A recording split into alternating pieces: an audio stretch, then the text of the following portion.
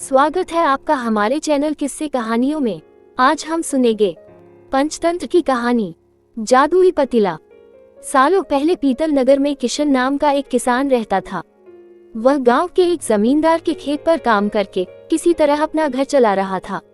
पहले किशन के भी खेत थे, लेकिन उसके पिता के बीमार होने के कारण उसे अपने सारे खेत बेचने पड़े। मजदूरी में मिलने वाले पैसों से पिता का इलाज कराना और घर का खर्च चलाना मुश्किल हो रहा था। वो हर दिन सोचता कि कैसे घर की स्थिति को बेहतर किया जाए। आज भी इसी सोच के साथ किशन सुबह सुबह जमींदार के खेत पर काम करने के लिए निकला। खुदाई करते समय उसकी कुदाल किसी धातु से टकराए और तेज आवाज हुई। किशन के मन में हुआ कि आखिर ऐसा क्या है यहाँ। उसने तुरंत उस हिस्से को खोदा तो वहां से एक बड़ा सा पतीला निकला। पतीला देखकर किशन दुखी हो गया। किशन के मन में हुआ कि ये जेवरात होते तो मेरे घर की हालत थोड़ी सुधर जाती। फिर किशन ने सोचा कि चलो अब खाना ही खा लेता हूँ। किशन ने खाना खाने के लिए अपने हाथ की कुदाल उस पतीले में फेंक दी और हाथ मुंह धोकर खाना खाने लगा। खाना खत्म करने के बाद किशन अपनी कुदाल उठाने के लिए उस पतीले के पास पहुंचा। वहां पहुंचते ही किशन हैरान हो गया। उस पतीले के अंदर एक नहीं बल्कि बहुत सारे कुदाल थे। उसे कुछ समझ नहीं आया। तभी उसने अपने पास रखी एक टोकरी को भी उस पतीले में फेंक दिया। वो एक टोकरी भी पतीले के अंदर जाते ही बहुत सारी हो गई। ये सब देखकर किशन खुश हो गया और उस जादुई पतीले को अपने साथ घर लेकर चला आया। वो हर दिन उस बर्तन में अपने कुछ औजार डालता और जब वो ज्यादा हो जाते तब उन्हें बाजार जाकर बेच आता। ऐसा करते करते किशन के घर की हालत सुधरने लगी।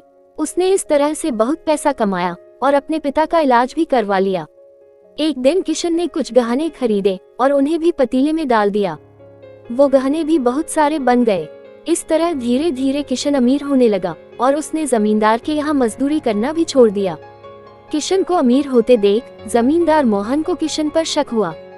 वो सीधे किशन के घर पहुंचा। वहां जाकर उसे जादुई पतीले के बारे में पता चला।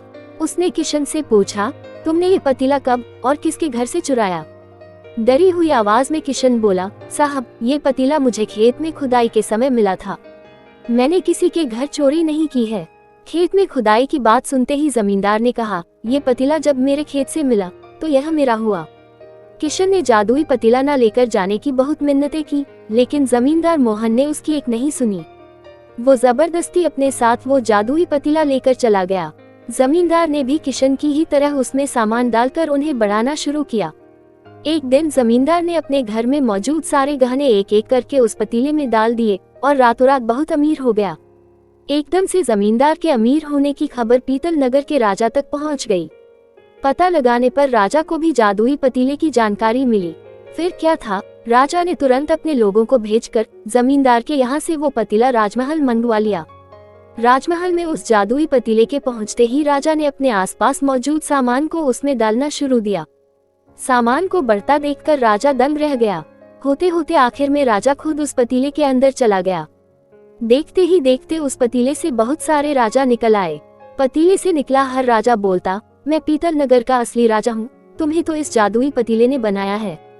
ऐसा होते होते सारे राजा आपस में लड़ने लगे और लड़कर मर गए। लड़ाई के दौरान वो जादुई पतीला भी टूट गया।